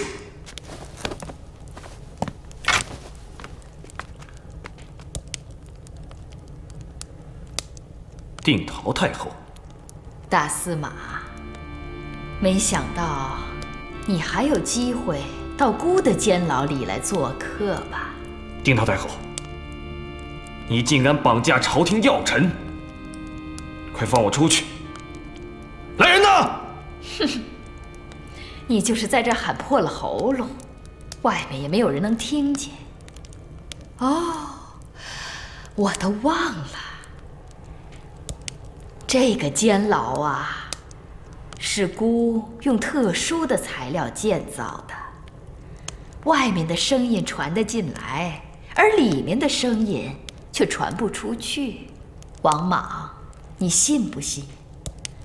孤就是在这悄悄把你杀了，也不会有人知道。你到底想干什么？真正的原因，你应该心知肚明啊！我不仅邀请了你，翟丞相也有幸来了。你们在萧大人府上商议的那个秘密，能不能说给我听听啊？定陶太后，我想你是误会了。萧大人宴请我们，只是饮酒作乐，增进彼此之间的交情罢了。真是可笑之极，大司马啊！在这种紧要的关头，萧大人会请你们饮酒作乐？大司马不说也没有关系，因为翟丞相自己已经承认了。萧大人是想联合你们谋夺我孙儿的太子之位，对吗？忤逆先皇的旨意，罪名有多大，你知道吗？哈哈，对了，你们是觉得你们有皇太后为你们撑腰，对吗？她现在都已经自身难保了，哼，其实废黜太子之位，不就是她的主意吗？我告诉你，皇太后对此事毫不知情，这是我们这些大臣为了社稷安危做的决定。你以为凭你们3个人就能扭转乾坤吗？啊，错了，不是3个人，是2个人，因为翟丞相已经答应帮我了。大司马府和丞相府的家人今早都来报告说主人没有回家。昨夜我们商讨完大事之后，他们2人就离开了，如今下落不明，我心中有种不安的预感，恐怕傅太后已经知道了我们要做的事，先下手了。她竟然这么快就知道了。看来你们的身边早有他的爪牙。皇太后，我们现在已经没有退路了，只能跟敌人殊死一搏。可是如果大司马和翟丞相都在傅太后手上的话，我们投鼠忌器，不能轻举妄动。傅太后既然已经控制了他们，接下来就会想方设法逼迫他们供认出幕后的主谋，到时候所有的矛头都会指向你。傅太后一定会趁机命令你交出皇权，然后彻底的把你逼入深渊。无论发生什么事，我都会一力承担的。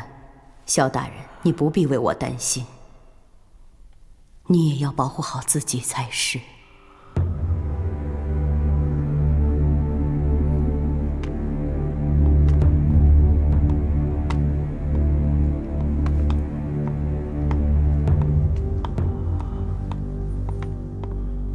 萧大人，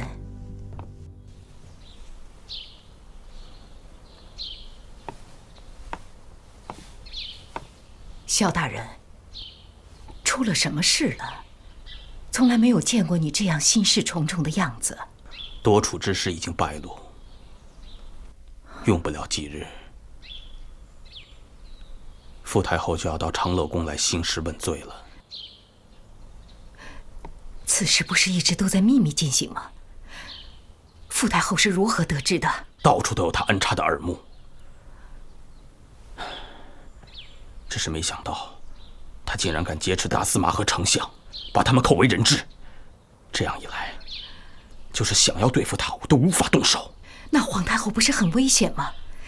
就算定陶太后不敢杀她，那也会想方设法夺取她的权利。甚至把他逼入冷宫。不会，我绝不会允许那种事情发生。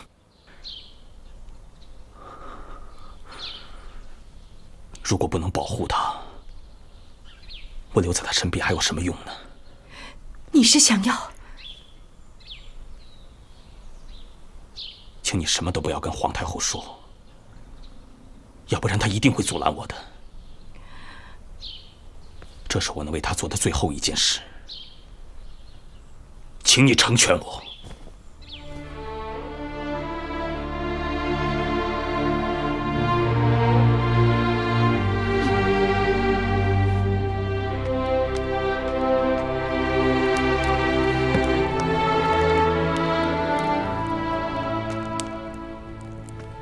萧玉，你是来自首的吗？我再问你一遍。是不是你策划了夺储的阴谋，交代你的同谋，还有幕后的主使者？是我一个人做的，与他人无关。带下去。姑要去说出真相，让他们把萧玉放了。他是为了保护姑的。殿下，既然你知道他是在保护你，就不应该做出冲动的事情，辜负他的一番苦心呐。原来你早就知道了，你为什么不拦着他？如果能由我去做这个替死鬼，我也会毫不犹豫地冲上去。萧玉和我一样，为了保护你的平安，不惜付出自己的性命。只有你活着，才能制约傅太后的野心。萧玉，他舍身取义，就是为了不让你倒下去。现在说出真相也救不了他，所以殿下，请你珍惜自己的生命，珍惜萧玉的牺牲啊！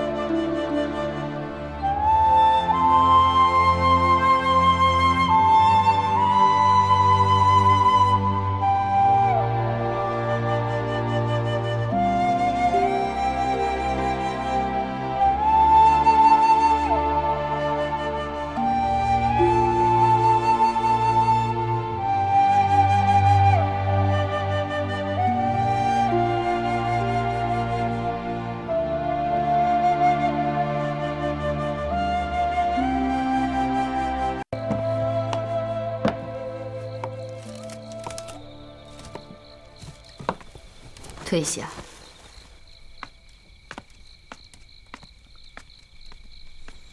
你就这么不想看到我吗？下官是戴罪之身，何劳定陶太后亲自来探望？牢房里面又冷又脏，太后还是请回吧。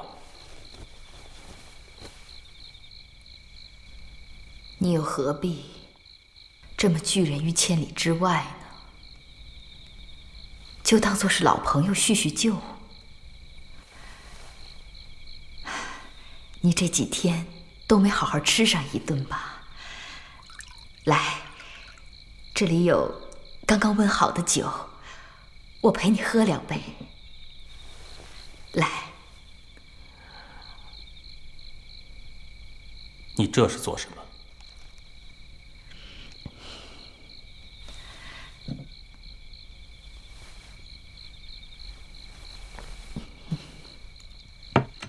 你是担心酒里有毒，对吗？你是怕我会下毒害你，是吗？你还是萧玉吗？我看你现在不过是个胆小鬼罢了。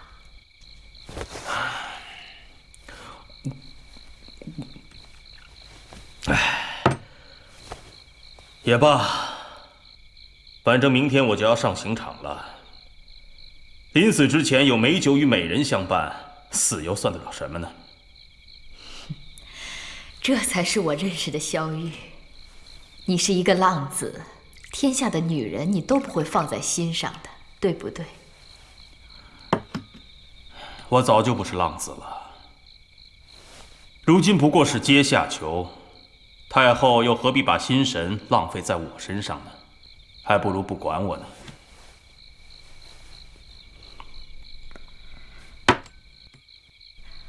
我要是偏不呢？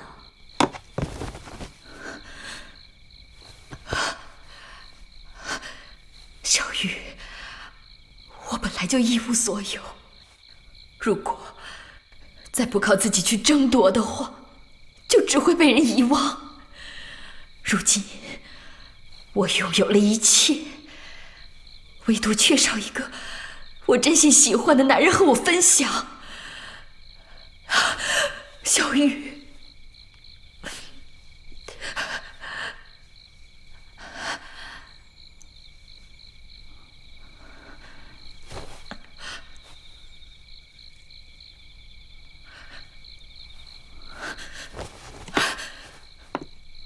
我讨厌你的眼神，讨厌你看我的样子，我感觉我是和你毫不相干的人，我讨厌你对我不屑一顾的态度。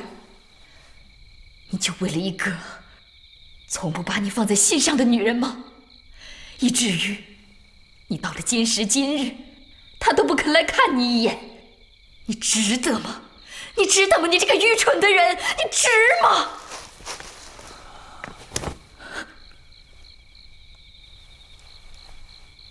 我就是为她去死，也不会跟你这种恶毒的女人在一起。小玉，我恨你！你不是想死吗？好，我成全你，我诅咒你下地狱，我永远恨你！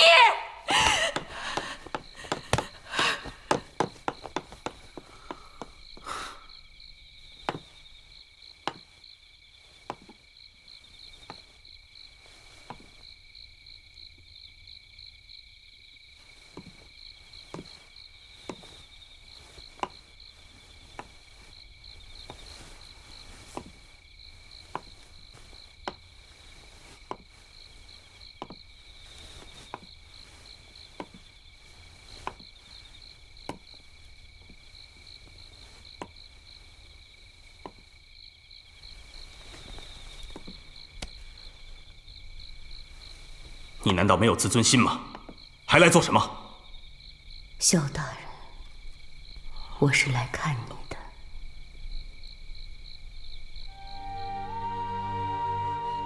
没想到有人比我来得更早。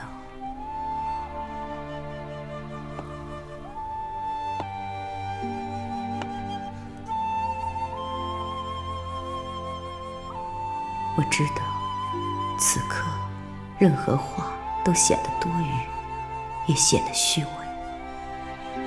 可是我实在不知道该如何向你表达我的愧疚之情。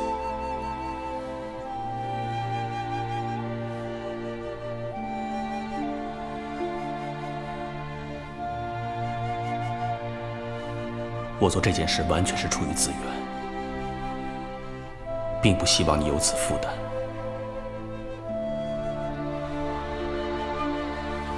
坐吧。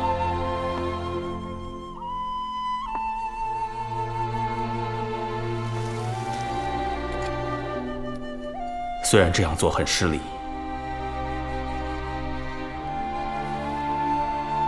但能不能请你陪我喝一杯？以后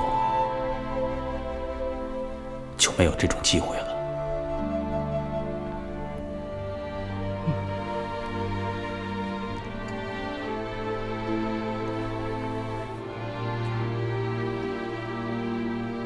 这酒还是刚才定陶太后带来的，希望你别嫌弃。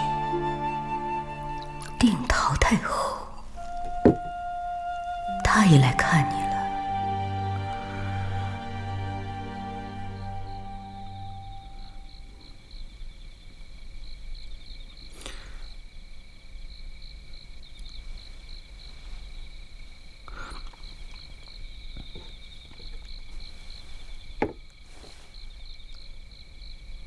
他说想和我在一起，跟我分享他拥有的一切。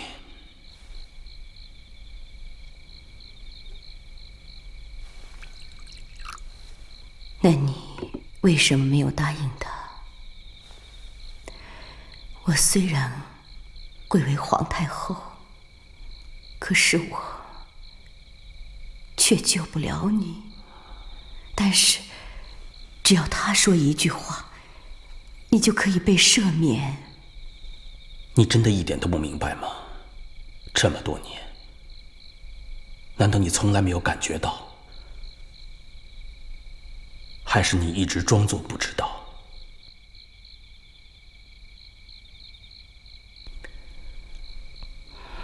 我知道以自己的身份不配说这样的话，但是在我临死之前，如果还不能说实话，我死都无法瞑目。所以，请求你给我个机会，让我说几句心里话。说吧。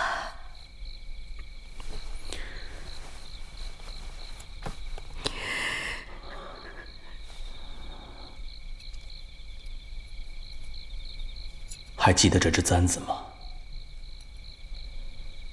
一直以来，我心里都装着一个女人，她永远都不可能成为我的女人，我也永远无法名正言顺地去爱她。但是只要能够陪在她身边，我就已经心满意足了。我原本以为能这样默默地守护她一辈子，可是没想到这么快就要分别了，我实在是放心不下。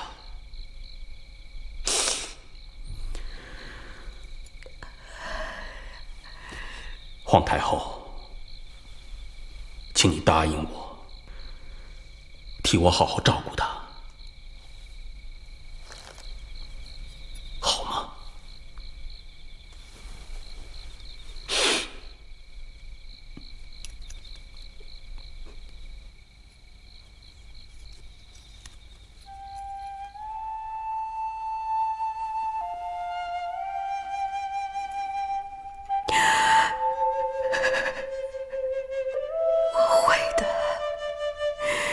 以后无论遇到怎样的艰难，我答应你，他绝不会轻言倒下。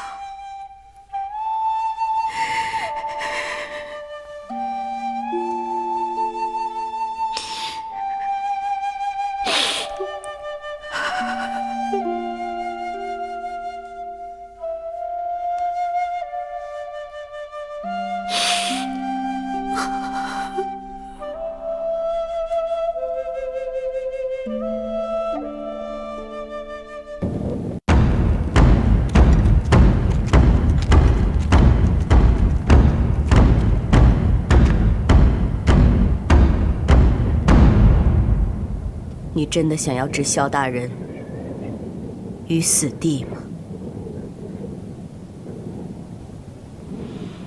你已经得到了你想要的皇位，为什么还要杀人？收手吧，阿瑶。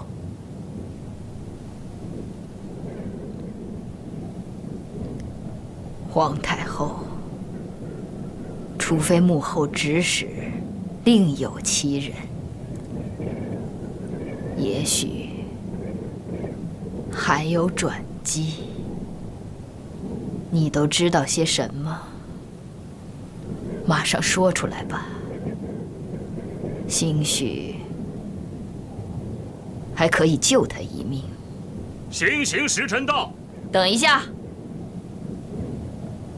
带他过来。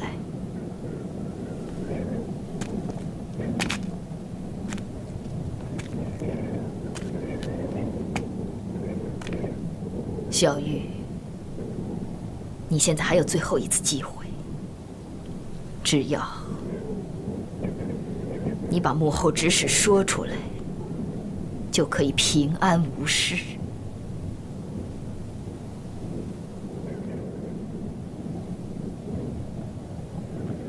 你就别再白费心机了。无论是作为一个臣子还是男人，敢做就要敢当。我不像有些居心叵测的女人，只会在别人背后张开獠牙。这种女人在我萧玉眼里，再美也是丑陋的。我每次想起来，每次都会觉得恶心。你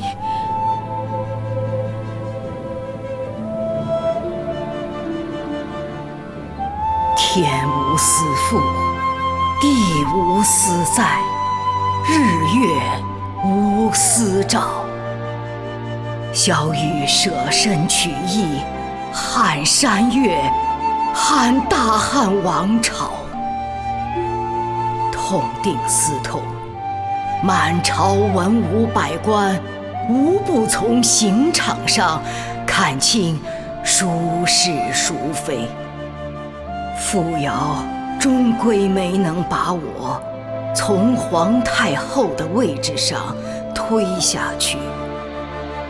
表面看来双方是旗鼓相当，其实却是两败俱伤。因为我们都失去了对自己而言最重要的人。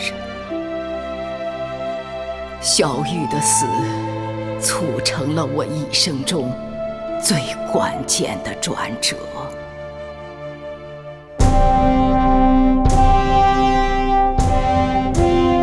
随和2年4月，定陶太后终于迎来了自己如愿以偿的那一天。太子刘歆顺利登基，称为汉哀帝。就在定陶太后以为自己已经胜券在握的时候，我却秘密地安排好了凌厉的反击。因为我知道已经不能再继续妥协，妥协就意味着牺牲和死亡。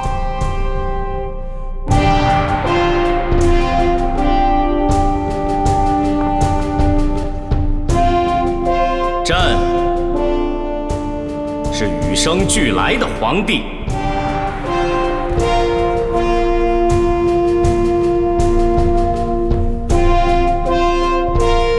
朕的父亲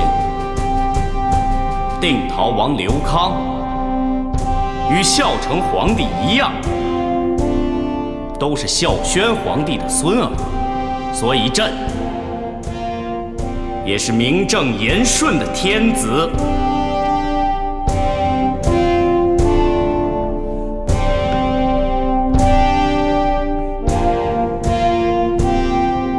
今后，朕会革除孝成皇帝遗留下来的弊端，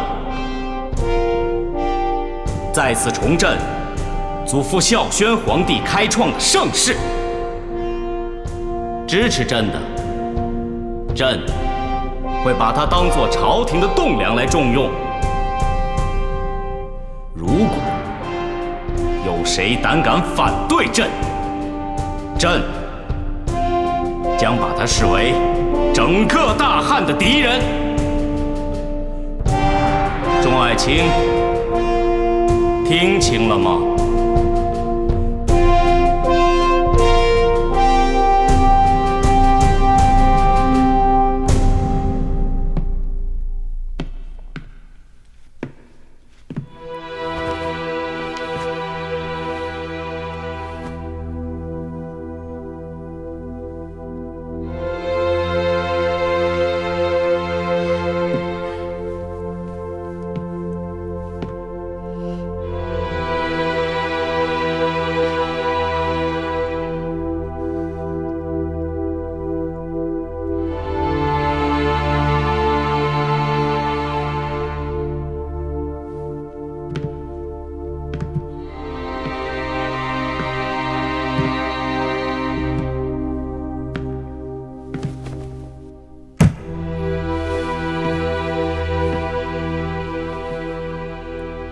皇太后宣旨：先帝在立陛下为太子时，就已经根据祖制把陛下过继为大宗，这也就意味着陛下一旦登上帝位，就跟定陶太后再也没有任何关系。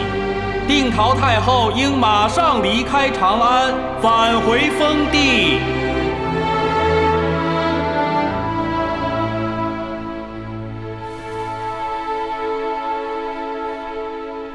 祖母含辛茹苦地养育朕成人，如果让她返回封地去，朕就再也没有机会向她尽孝了。百善孝为先，我朝一向以孝治天下，难道太皇太后竟要朕摒除孝义，做一个无视孝道的皇帝吗？皇帝既然已继承皇统，理当供奉太皇太后，不应当再顾念私亲。你今后能够尽孝道的，只有太皇太后一人。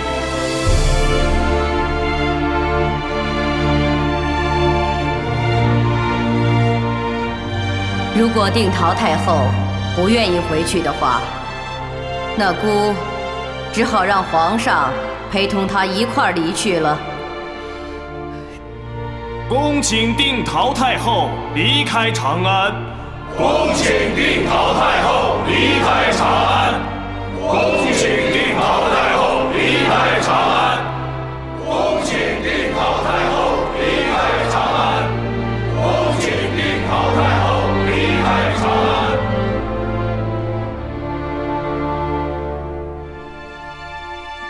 臣妾谨遵太皇太后懿旨，请你不要再为难皇上了。明日我就启程，返回定陶。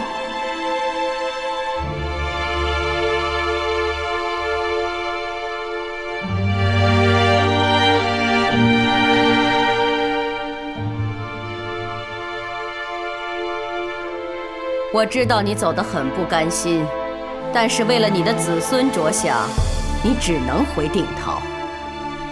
我们之间的输赢还没有定呢，你也别高兴得太早。我最讨厌你那副高高在上、盛气凌人的样子。要不是因为你，那些人全都不必死。